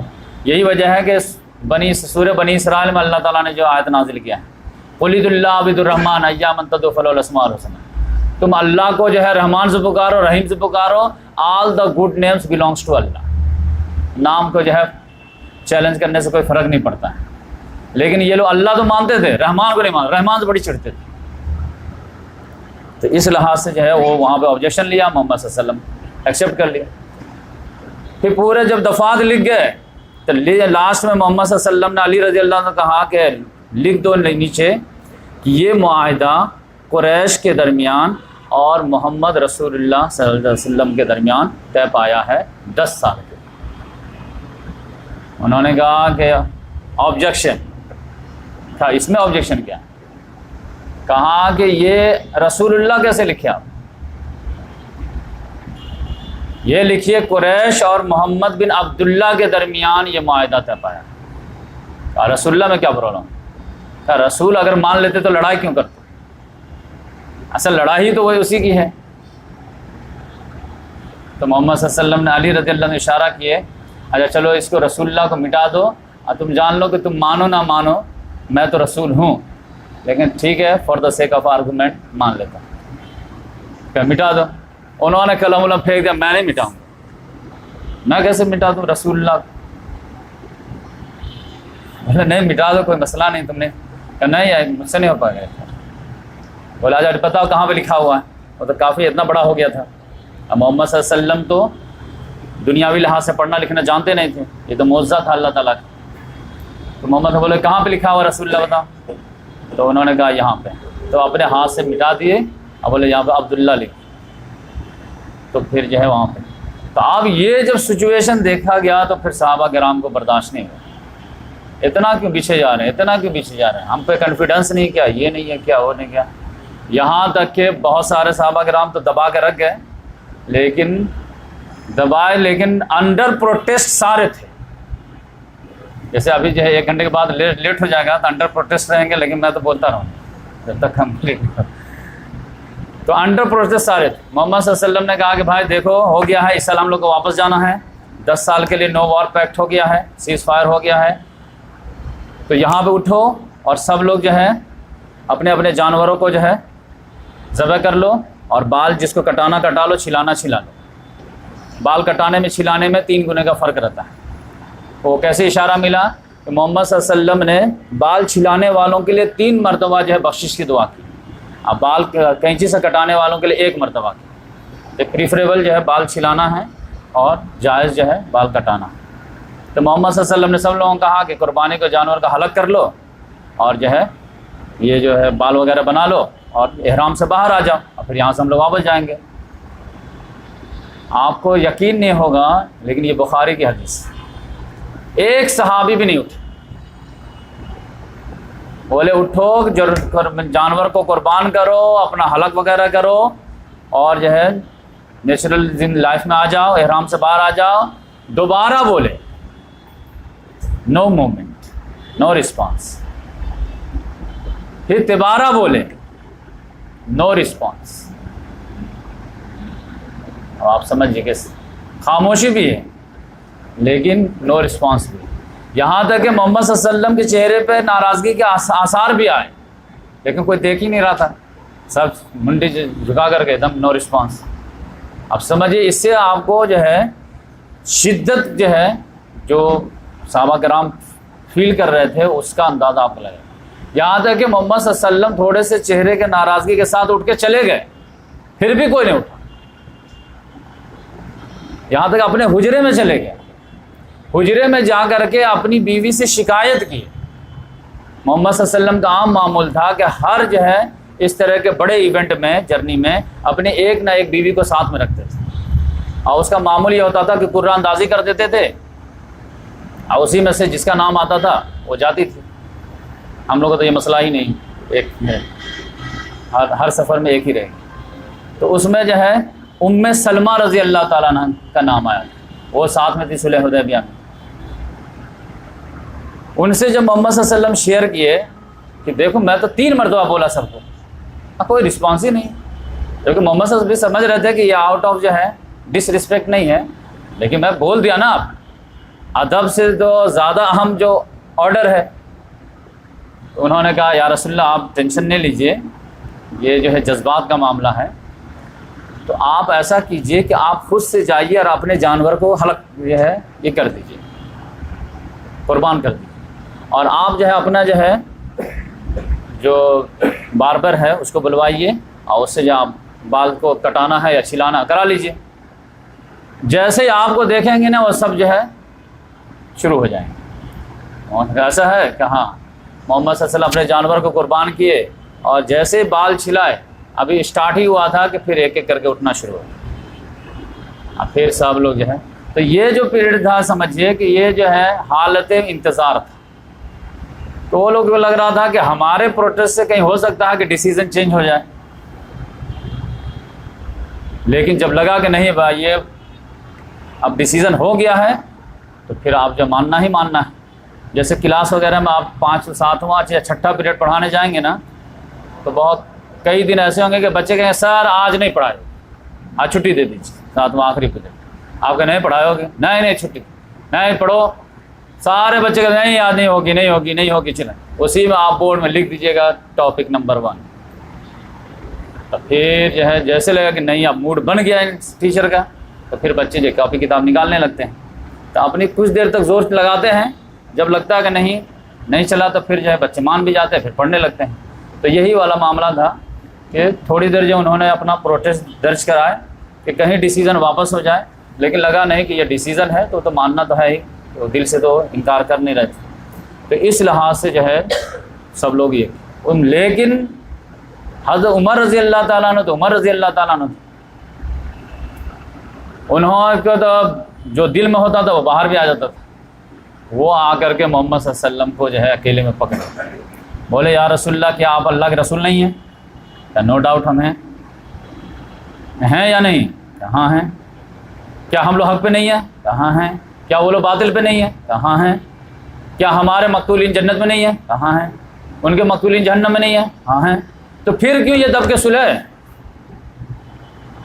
محمد صلی اللہ علیہ وسلم نے بولے کہ بھائی میں جو ہے وہی کر رہا ہوں جو اللہ نے آرڈر دیا ہے، تو میں اکارڈنگ ٹو گاڈ کر رہا ہوں، بس اتنا سمجھو۔ پھر بھی ان کو جو سیٹسفیکشن نہیں ہوا، پھر وہاں سے آگے ابو بکر صدیق رضی اللہ تعالیٰ بولے کہ یہ کیا معاملہ ہے دب کر کے صلح، آپ کو کچھ بات سمجھ میں آتی ہے کیا؟ انہوں نے کہا عمر بات سنو، یہ اللہ کے رسول ہیں، بات سمجھنے میں آئے؟ تو اب یہ ہے کہ ہماری عافیت یہ ہے کہ سمجھ میں آئے نہ آئے بس ان کے ساتھ لگے رہو، اسی میں عافیت ہے۔ اور محمد صلی اللہ علیہ وسلم اپنے طرف سے کوئی بات نہیں کرتے ہیں، وہ اللہ کی طرف سے پابند ہوتے ہیں۔ اس کے بعد ان کو بات سمجھ میں آئی تو کہتے ہیں کہ میں تو اس کے بعد اتنا صدقہ کیا، زکوٰۃ دیا، یہ کیا، تسبیح پڑھا، نماز، لیکن مجھے تو لگتا ہے کہ وہ دن جو میں تھوڑی سی جو ہے لہجہ میرا جو سخت ہو گیا تھا، تو اس روز سے جو مجھے بہت ڈر لگتا ہے۔ تو یہ معاملہ ایک دم ہوا، اسی میں ابھی جو ہے صحابہ کرام ابھی تیار ہو ہی رہے تھے، اور یہ جو ہے ابھی ایگریمنٹ جو فائنل ہو ہی رہا تھا، دستخط جو ہے ادھر سے بھی کچھ لوگوں کو ہونے تھے، اہم لوگوں کے ادھر سے بھی ہونے تھے۔ اتنے ہی میں وہ سہیل بن عمرو کا جو ہے جو ریئل بیٹا تھا، ابو جندل نام تھا، اس نے جو ہے گھر پہ جو ہے اسلام قبول کرنے کے پاداش میں بیڑی میں بند کر کے رکھے ہوا تھا کئی دنوں سے، بلکہ کئی سالوں سے۔ وہ جو ہے کسی طرح عورتوں وغیرہ کو بول کر کے وہ بیڑی کھلوا لیے، اور جو ہے گھسیٹتے اسیٹتے، کچھ ہاتھ کا کھلا کچھ پاؤں کا لگا ہوا، گھسیٹتے اسیٹتے کسی طرح وہاں پہ آ گئے حدیبیہ کے مقام پہ۔ بولے یا رسول اللہ آپ دیکھیں کئی سالوں سے یہ ہم کو باپ جو ایسا ٹارچر کر رہا، قید میں بند کر کے رکھا ہوا، دونوں ہاتھ باندھ دیتا ہے، دونوں پاؤں باندھ کر دیتا ہے، کھالے وقت پہ کھانا دے دیتا ہے۔ سہیل بن عمرو نے کہا کہ محمد صلی اللہ علیہ وسلم کو کہ دیکھیے فرسٹ آپ کا جو ہے ٹرائی ہے، اس کو واپس کرنا پڑے گا۔ کہا کہ اس کو واپس کیسے کریں گے؟ یہ دیکھو اس کی حالت دیکھو تم۔ کہا اس کی حالت کچھ بھی رہے، ابھی ایگریمنٹ میں کیا بنا ہے کہ ہمارا بندہ آپ کے انڈر میں جائے گا تو آپ کو واپس کرنا پڑے گا، اور آپ کا آئے گا تو ہم نہیں واپس کریں گے، لیکن ہمارا بیٹا ہے آیا ہے اس کو ہمارے حوالے کیجیے۔ اب وہ تو گھس گئے مسلمانوں کے مجلس میں، کہا واپس کیجیے۔ محمد صلی اللہ علیہ وسلم نے کہا ابھی ایگریمنٹ تو پورا نہیں ہوا نا، ابھی تو دستخط باقی ہے سب۔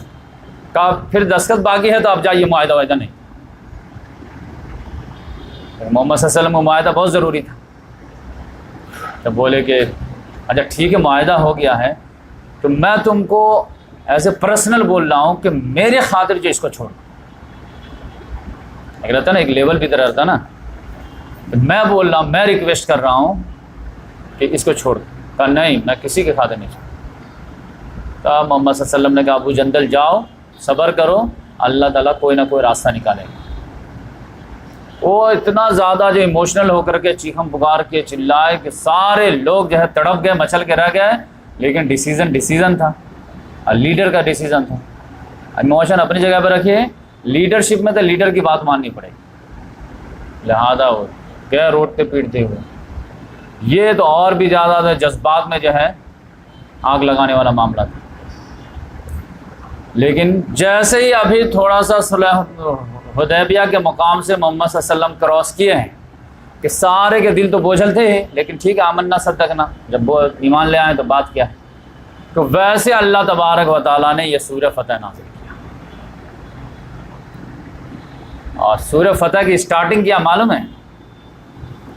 پہلی آیت اِنَّا فَتَحْنَا لَكَ فَتْحًا مُبِينًا، اب 29 آیت میں سے پہلی آیت، ہم نے تم کو جو ہے اوپن وکٹری دیا، لینڈ سلائڈنگ وکٹری، فتح مبینہ، واضح، ذرا سے بھی دماغ ہوگا تو اور غور سے دیکھے گا تو تمہاری جیت ہو گئی۔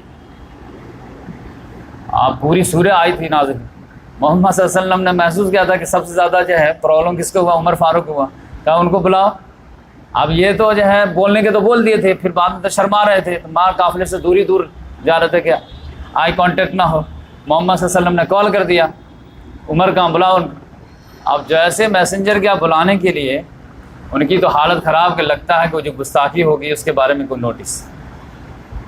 یہ تو ایک دم ڈرتے ڈرتے جو ہے آئے، محمد صلی اللہ علیہ وسلم نے ان کو سورہ فتح سنائے تو وہ تو بالکل جو ہے ہکا بکا رہے، یہ اوپن وکٹری ہے۔ تب جب ہم لوگ غور کیے تب لگا کہ ہاں واقعی میں اوپن وکٹری۔ اوپن وکٹری کیسی تھی کہ اگر کوئی بڑا دشمن کسی چھوٹے طبقے کے دشمن کو اگر ریکگنائز کر لیتا ہے اور ٹیبل پر ٹاک کے لیے بیٹھ جاتا ہے نا، تو اس کی نگاہ میں اس کی جیت ہو چکی، کیونکہ آدمی اس وقت تک ٹیبل ٹاک کے لیے نہیں بیٹھتا ہے جب تک کہ وہ یہ نہیں سمجھتا ہے کہ ہم بھی اس کو مار سکتے ہیں، یہ بھی ہم کو مار سکتے ہیں۔ جب تک جو ہے بڑا دشمن سوچتا رہتا چھوٹے دشمن کو کہ چٹکی اڑا دیں گے، تب تک وہ مصالحت کے لیے نہیں بیٹھتا ہے۔ جس روز اس کو محسوس ہو جاتا ہے کہ نہیں، اگر ایڈونچر کیے تو کچھ بھی ہو سکتا ہے، تب وہ ٹیبل ٹاک کے لیے بیٹھتا ہے کہ بھائی آؤ صلح کر لیں۔ تو اللہ تعالیٰ نے کہا کہ قریش نے تم کو ریکگنائز کیا، اپنے ایریا میں تم کو کیا ہے۔ آج تک یہ چڑھ دوڑتے تھے تم کو، بدر میں آ گئے، احد میں آ گئے، خندق میں آ گئے، مٹا دیں گے، نام و نشان کر دیں گے۔ آج دیکھو تمہارے اپنے ایریا میں آ کر کے تم کو کہتا کہ چلو صلح کر دیں۔ تو یہ بیٹھنا ہی وکٹری ہے۔ اس کے بعد تو ٹھیک ہے، تم کو بھی جو ہے ریلیف ملے گا، اس کو بھی ریلیف ملے گا، لیکن تمہارے پاس تو ابھی جو تلوار کی طاقت تھوڑی نیام میں جائیں گی، تو ابھی دعوت کی طاقت تو تمہارے پاس باقی ہے، وہ ہتھیار سے کل ہو جائیں گے، کیونکہ اصل تمہارا پاس ہتھیار کیا ہے؟ مکے میں جو 13 سال کام کیے تھے تو ہتھیار کیا تھا؟ دعوت تھی، قرآن تھا۔ تو اب تمہارے پاس یہ ہے، تلوار کب نکالے گئے؟ تلوار تو نکالے گئے جب جو ہے راستہ بند ہو جاتا ہے، تو اس کو راستہ کلیئر کرنے کے لیے یہ ہے۔ قتال فی سبیل اللہ کیا ہے کہ آپ راستے میں گاڑی لے کے جا رہے ہیں، تو دعوت اسلام جو ہے یہ گاڑی ہے، اسی سے آپ منزل تک پہنچیں گے، لیکن بیچ میں بریکر آ گیا ہے، کہیں پر درخت گر گیا ہے، تو پھر اس کو جو آرا سے کاٹیں گے کہ نہیں کاٹیں گے؟ ورنہ جو پڑے رہیے گا۔ تو یہ قتال فی سبیل اللہ جو ہے یہ بھی ضروری ہے، اور دعوت فی سبیل اللہ یہ بھی ضروری ہے۔ دونوں میں سے کسی ایک کو یہ کریں گے، آپ پھر کہیں گے کہ دین غالب ہو جائے، تو پاسبل ہی نہیں۔ کہیں پہ اگر بریکر آ گیا تو بریکر کو تو ہٹانا پڑے گا نا، کہیں پر راستے میں جو ہے درخت گر گیا ہے تو اس کو کاٹ کر کے صاف تو کرنا پڑے گا، تبھی تو گاڑی چلے گی نا۔ تو یہ جو ویسٹڈ انٹرسٹ والے لوگ رہتے ہیں، یہ تو آپ کی دعوت کو پھیلنے نہیں دیں گے۔ کچھ روز جو ہے جمہوریت کریں گے، پھر وہ طاقت استعمال کر دیں گے۔ تو اس لحاظ سے اللہ تعالیٰ نے کہا کہ یہ اوپن وکٹری۔ پھر وہ جو بیٹا کو جب لے کر کے جا رہا تھا سلیح بن عمرو ابو جندل کو، تو بہت زیادہ جو ہے اپنے آپ کو سینہ چیسٹ تھمپنگ کر رہا تھا کہ دیکھو میں نے کیسے صلح کرایا، میں کیسے صلح کرایا، کہ وہ ہمارا بندہ جائے گا تو وہ نہیں واپس کیا جائے گا، اس کا بندہ نہیں واپس کروں گا، دیکھو ڈپلومیسی میں میں کیسے پچھاڑا ہوں۔ سارے لوگ کہ ہاں واقعی میں۔ لیکن اللہ تعالیٰ نے کہا کہ یہ تم کو بعد میں پتہ چلے گا کہ یہی تمہارے لیے مصیبت بنے گی۔ وما کرو وما کر اللہ، تمہاری چال اپنی طرف ہے، ہماری چال الگ ہے۔ وہ کیا ہوا معاملہ کہ بہت سارے لوگ جو ہے، ابو بصیر نام کے ایک آدمی تھے، صحابی تھے، وہ جو ہے کسی طرح سے مکے میں اسلام قبول کیے، اب مکے میں اسلام قبول کر کے مدینہ آ گئے۔ مدینہ آئے تو 2 آدمی ان کو جو ہے بلانے کے لیے آ گئے مکے سے، محمد صلی اللہ علیہ وسلم کے پاس آئے کہ دیکھیے ہمارا بندہ ابو بصیر نام کا ہے، یہ ایمان قبول کر لیا ہے اور آپ کے یہاں آ گیا ہے، تو معاہدے کے حساب سے ان کو واپس کیجیے۔ تو محمد صلی اللہ علیہ وسلم ابو بصیر کے سامنے ہاتھ جوڑ دیے کہ بھائی ہمارا معاہدہ ہو چکا 10 سال کے لیے، تو آپ جاؤ اور وہیں پہ اسلام کا کام کرو، لیکن ہمارے یہاں تو نہیں رہ سکتے کیونکہ معاہدہ ہو چکا ہے، ہم معاہدے کے پابند ہیں، لہذا ہم دل پہ پتھر رکھ کر کے آپ کو واپس کرنے پہ مجبور ہیں، چلے جائیے۔ تو وہ بھی روئے دھوئے، لیکن کہا نہیں جانا پڑے گا، آپ جائیے۔ اب 2 لوگ لینے کے لیے آئے تھے تو یہ 3 لوگ ہو گئے۔ جو لینے کے لیے آیا تھا اس کے پاس تلوار بہت زبردست، نئے خریدا تھا ایک دم تلوار، تو یقینی بات ہے کہ چلتے چلتے جو ہے 5-6 گھنٹہ بعد کہیں پہ رکیں گے، زمین پہ بیٹھیں گے، تو گھوڑا وغیرہ کو باندھ دیے، یہ لوگ تھک گئے تھے، تو وہ جو ہے تلوار کو مار جو ہے دکھا اکھا رہا تھا، دیکھو بہترین تلوار خریدا ہوں یہ وہ، اور انہی کے جو ہے فرینڈ سرکل کے تھے، بس وہ ایمان قبول کر لیتے، جس وجہ سے دشمنی ہو گئی تھی، تو دکھا اکھا رہے تھے۔ اتنے میں بات کرتے کرتے جو ہے وہ دونوں بندے کو تھوڑی سی نیند آ گئی، تو ابو بصیر تو جو ہے مشن پہ تھے، ان کو تو نیند آئی نہیں، فوراً موقع دیکھے تلوار لیے ان کا، لے کر کے گھوڑا پہ بیٹھے اور سیدھے جو ہے مدینہ آ گئے۔ مدینہ آئے، پھر لوگوں نے ڈانٹا، ارے ابو بصیر تم پھر آ گئے، بولے ایک منٹ محمد صلی اللہ علیہ وسلم سے ملنے دو۔ محمد صلی اللہ علیہ وسلم سے ملاقات کیے، بولے یا رسول اللہ دیکھیے آپ نے تو حوالے کر دیے تھے مجھے ان کے، تو آپ کا معاہدہ تو پورا ہو گیا، ٹھیک ہے، اب مجھے وہ راستے میں لے جا رہے تھے، اب میں نے ان کو چکما دے کر کے میں اپنا جان چھڑا لیا، تو اب میں جا رہا ہوں تو اب یہ آپ کے ذمہ نہیں ہے، اب میں کیسے ان کو ٹیکل کروں گا وہ میرے پاس۔ محمد صلی اللہ علیہ وسلم، ہاں تم یہاں سے مدینہ سے چلے جاؤ، کہیں بھی رہو، کچھ بھی، ہم اس سے مطلب نہیں، ہمارا جو ایگریمنٹ ہے کہ ہم تم کو پناہ نہیں دے سکتے، تم کو جہاں جانا جا۔ وہ ڈائریکٹ جو ہے چلے گئے کہاں پہ؟ سمندر ساحل کے کنارے، بحر احمر کے پاس، اور وہیں سے جو ہے قریش کا قافلہ گزرتا تھا۔ آج یہ جب ایمان لائے تھے تو مکے والے نے ان کا پورا گھر لوٹ لیا تھا، ہر مسلمان کا یہ لوگ ایسے کرتے تھے۔ ابو بصیر جو ہے وہاں پہ جا کے بیٹھ گئے، پھر جو لڑکا پتہ چلتا تھا کہ جو ہے ایمان لائے ہیں اور ابو بصیر وہاں پہ ایک کیمپ لگائے ہیں، تو سب لوگ ایک ایک کر کے جمع ہونے لگے، تو ایک لڑکا آیا، دو لڑکا آیا، تین آیا، چار آیا، جس کو بھی مدینہ سے واپس کیا جاتا وہ وہاں چلا جاتا، لہذا ان کا گروپ بنتا چلا گیا، تو 10-20 لڑکے کی ٹیم بن گئی۔ اب انہوں نے کہا کہ اب ہم ان کو بتاتے ہیں، لہذا وہ جیسے ہی کوئی قافلہ گزرتا تو اس پہ مار دیتے، جو ہے اٹیک کرتے، اب پورا سامان وامان لیٹ لیتے، ایسے بھگا دیتے، تم ہمارا سامان لوٹو گے طاقت کے بیس پہ، تب ہم تمہارا سامان لوٹیں۔ یہ لوگ آ کر کے شکایت کرتے محمد صلی اللہ علیہ وسلم سے کہ دیکھیں آپ کا بندہ جو ہے ہمارا قافلہ کو لوٹے، کہ ہمارا بندہ کہاں؟ وہ تو فری بندہ ہے، ہمارا بندہ تو ہمارے کنٹرول میں رہے گا، وہ ہمارا بندہ ہے نا، ہمارا بندہ نہیں ہے۔ لہذا ان کے ناک میں دم ہو گیا ماں، ان کی تعداد بڑھتی چلی گئی۔ تب وہی سہیل وغیرہ پھر مشورہ کیے کہ بھائی یہ اس کا کیسے کیا جائے، پہلے تو جو ہے بدر کے پاس سے گزرتے تو پرابلم تھا، اب تو یہ لوگ ایک ہیڈیک بن گئے۔ تو سب لوگوں نے کہا کہ بھائی ایسا کرو کہ محمد صلی اللہ علیہ وسلم بولو کہ یہ اپنے جو ہے نوجوانوں کو بلا لیں، ہم جو ہے ان سے تنگ آ گئے۔ تو محمد صلی اللہ علیہ وسلم نے پھر ان لوگوں کو بلا لیے، تو پھر جو ہے اللہ تعالیٰ نے ان کو راستہ دے دیا۔ تو جو محمد صلی اللہ علیہ وسلم نے جو ابو جندل کو بولے تھے کہ صبر کرو اللہ کوئی نہ کوئی راستہ نکالے گا، تو آپ دیکھیں کہ ایک ہی سال کے اندر میں اللہ تعالیٰ نے راستہ نکالا۔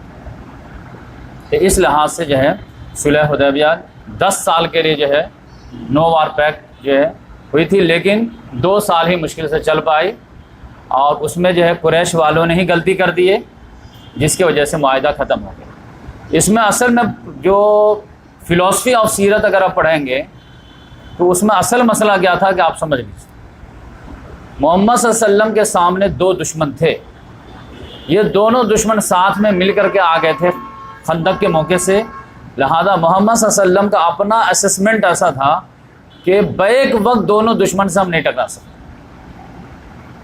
کیونکہ دونوں کے پاس ٹیلنٹ الگ الگ ہے، ایک کے پاس دولت بہت ہے، شاطر دماغ بہت ہے، ایک کے پاس مسل پاور، مسکولر پاور بہت زیادہ ہے، یہ دونوں اگر مل جاتے ہیں نا تو پھر سونے پہ سہاگا ہو جاتا ہے۔ لہذا اگر یہ دونوں اکیلے آئے لڑنے کے لیے تو ہم آرام سے اس کو ڈیفیٹ دے دیں گے دونوں۔ لہذا محمد صلی اللہ علیہ وسلم کسی بھی موقع کے تلاش میں تھے کہ کسی طرح یہ دونوں اکیلے آئے، اب وہ موقع مل نہیں رہا تھا، یہ صلح حدیبیہ کے موقع سے موقع مل گیا۔ وہ موقع کیا ملا کہ قریش کے 10 سال کے لیے ہاتھ باندھ دیے، یہ تو آپ جنگ کریں گے نہیں، تو اب جو دوسرا دشمن تھا جو خیبر میں یہودی تھا، ان سے نپٹنا تو بالکل آسان ہو گیا۔ لہذا محمد صلی اللہ علیہ وسلم نے پہلے ایک دانت تو توڑ دیں، اوپر والا توڑ دیتے، نیچے والا پھر کتنا جو ہے برداشت کریں۔ لہذا 3 مہینے کے اندر میں خیبر لانچ ہو گیا، ذی قعدہ میں ہوا ہے، ذی الحجہ گزرا ہے، پھر محرم آیا ہے اور لانچ ہو گیا۔ اور اللہ تعالیٰ نے کہا کہ صرف وہی لوگ جائیں گے جو حدیبیہ میں گئے تھے، نرم چارہ سمجھ کر کے، یہ نہیں کہ سب منافق اٹھ جائیں، صرف وہ لوگ جائیں گے جو صلح حدیبیہ میں، اور جو جائے گا اس کو مال غنیمت نہیں ملے گا، جان لو۔ تو ایسے منافق ان لوگ چھٹ گئے۔ تو 7 ہجری میں اللہ تعالیٰ نے خیبر فتح ہوا۔ خیبر کیسے فتح ہوا وہ ہم آپ کو ڈیٹیل سے بتائیں گے، اور ساتھ میں یہ فتح ہوا تو یہ دانت ٹوٹ گیا، اب اس کے بعد 8 میں جو ہے قریش نے تھوڑی سی غلطی کر دی ہے، تو پھر وہ دوبارہ جو ہے معاہدہ کے تجدید کے لیے آیا، محمد صلی اللہ علیہ وسلم نے جھٹک دیے. اب کیوں میرا جو پرابلم تھا وہ تو سالو ہو گیا ہے، جو ایک پرابلم تھا خیبر یہود کا اس کو تو میں فنش کر دیا ہوں، تو اب تو میں تم کو جب چاہوں پیٹ کر رکھتا ہوں، تو اب میں کیوں معاہدہ کروں گا؟ اب میں معاہدہ نہیں کروں گا، میں جنگ کروں گا. تو آپ دیکھیے کہ صلح حدیبیہ 6 ہجری میں ہوئی ہے، تو اس وقت 1400 لوگ تھے، اور محمد صلی اللہ علیہ وسلم 8 ہجری میں جب فتح مکہ پہ چڑھائی کرتے ہیں تو کتنی تعداد رہتی ہے صحابہ کرام؟ 10,000. تو آپ سمجھ جائیے کہ صلح کی بھی برکت کتنی ہے، کیونکہ آپ جو ہے جمہوریت قائم ہو گئی تھی، ہر ایک کو مذہب قبول کرنے کی آزادی ہو گئی تھی. تو اس لحاظ سے جو ہے اب 2 سال کے اندر میں اتنے لوگ ایمان قبول کر لیں. لیکن وہ اس وقت ہوا جب پتھر کو ہٹایا گیا. پتھر ہٹائے بغیر جو ہے صلح کا فائدہ نہیں دیتا. تو اس لحاظ سے میں تفصیل سے بتاؤں گا. نیکسٹ ہفتے میں آپ کو جو ہے نہ خیبر کا چیپٹر لوں گا، نہ فتح مکہ کا لوں گا، بلکہ ایک جو خاص چیپٹر ہے اس پہ روشنی ڈالوں گا، اور وہ چیپٹر ہے محمد صلی اللہ علیہ وسلم کے صلح حدیبیہ کے بعد جب انٹرنل کنفلکٹ ختم ہو گیا، لگا کہ اب قابو پا جائیں گے ہم، تو پھر جو ہے انٹرنیشنل موومنٹ کا آغاز کیا. کیونکہ محمد صلی اللہ علیہ وسلم جو ہے صرف عرب کے لیے رسول بن کے نہیں آئے تھے، انٹرنیشنل رسول تھے. وما ارسلناک الا رحمۃ للعالمین وما ارسلناک الا کافۃ للناس بشیرا ونذیرا، گلوبل میسنجر تھے. تو اب گلوبلائزیشن اسٹارٹ ہوگا. تو اب کہاں سے اسٹارٹ ہوگا؟ خطوط کے ذریعے سے. تو بڑے بڑے بادشاہوں کے خطوط لکھے جائیں گے اور ان کو جو ہے اوبیڈینس کا جو ہے میسج دیا جائے گا. تو اب اس میں سے کن کو بھیجا گیا، کن کو نہیں بھیجا گیا، کہاں سے کیا رسپانس آیا، تو وہ میں انشاءاللہ تفصیل سے نیکسٹ ہفتے بتاؤں گا. اللہ تبارک و تعالیٰ سے دعا ہے کہ اللہ تبارک و تعالیٰ سیرت کے ذریعے سے سنت اخذ کرنے کی جو توفیق عطا فرمائے، اور وہ سنت کی روشنی میں اسلامی مومنٹ کو آغاز کرنے کی توفیق عطا فرمائے. لقد کان لکم فی رسول اللہ اسوۃ حسنہ. دین کو اپنانا ایک الگ چیز ہے، لیکن دین کو زمین پر اتارنا ایک الگ چیز ہے. آپ کے پاس فارمولہ کتنا ہی اچھا ہے، لیکن فارمولہ زمین پر نہیں اترے گا تو فارمولہ ہے. زکوٰۃ کا سسٹم بہت اچھا ہے، سود بہت بیکار ہے، لیکن زمین پہ نہیں اترا تو فارمولہ لے کر کے تو آدمی نہیں پیے گا اس کو. تو زمین پہ اترنا تو مانگتا نا. تو یہ اتارنا جو ہے دنیا کا سب سے ہارڈ کام ہے. اس کے لیے اللہ تعالیٰ نے کہا لقد کان لکم فی رسول اللہ اسوۃ حسنہ. یہ زمین پہ اتارنے کے قابل کیسے بنو گے؟ یہ ریولوشنری موومنٹ بڑھے گی کیسے؟ کس گائیڈ میں بڑھے گی؟ کس کو تم آئیڈیل بناؤ گے؟ کس کو تم اپنا رہبر بناؤ گے؟ لقد کان لکم فی رسول اللہ اسوۃ حسنہ.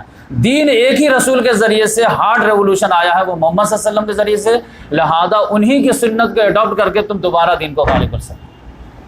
یہ اصل میں تو منہاج نبوی یہ اصل میں آپ کو اسٹڈی کرنے کی سخت ضرورت ہے. ہمارے یہاں سے جو ہے سنت پہ کھانا کیسے کھانا ہے، پانی کیسے پینا ہے، مسواک کیسے کرنا ہے، وہ اصل دی جاتی ہے. لیکن اصل بھی اسلام کو اسٹیبل کرنے کے لیے، اسلام کو زمین پر اتارنے کے لیے پریکٹیکل جو ہے، اس کے لیے یقینی بات ہے کہ وہ مومنٹ تو چلانا پڑے گا نا. تو وہ مومنٹ کیسے چلائیں؟ تو وہ یہاں کا آئیڈیالوجی کہاں سے لے کر کے آئیں گے؟ وہ طریقہ کار کہاں سے لائے کے آئیں گے؟ وہ میتھڈولوجی کہاں سے لے کر کے آئیں گے؟ کس سے لیں گے؟ عیسیٰ علیہ السلام سے لیں گے؟ موسیٰ علیہ السلام سے لیں گے؟ کس سے لیں گے؟ تو اللہ تعالیٰ نے کہا کہ یہ میتھڈولوجی جو آپ کو لینا پڑے گا وہ کہاں سے لینا پڑے گا؟ لقد کان لکم فی رسول اللہ اسوۃ حسنہ. اس وجہ سے اس آیت کو سورہ احزاب میں اللہ نے رکھا. تو آج بھی اگر کوئی نوجوان واقعی میں اللہ تعالیٰ کے دین کو غالب کر کے اللہ کو خوشی حاصل کرنا چاہتا ہے تو سیرت کی باریک کی اسٹڈی کر کے پھر سیرت کی کاپی کر کے آگے بڑھیں گے تو اللہ کی مدد آئے گی، جس کی وجہ سے آپ کو کامیابی ملے گی. ورنہ اگر سیرت النبی کو آپ میتھڈولوجی نہیں بنائیں گے تو 1400 سال سے جو ٹرائی ہو رہی ہے، دوبارہ دین غالب کہیں نہیں ہوا.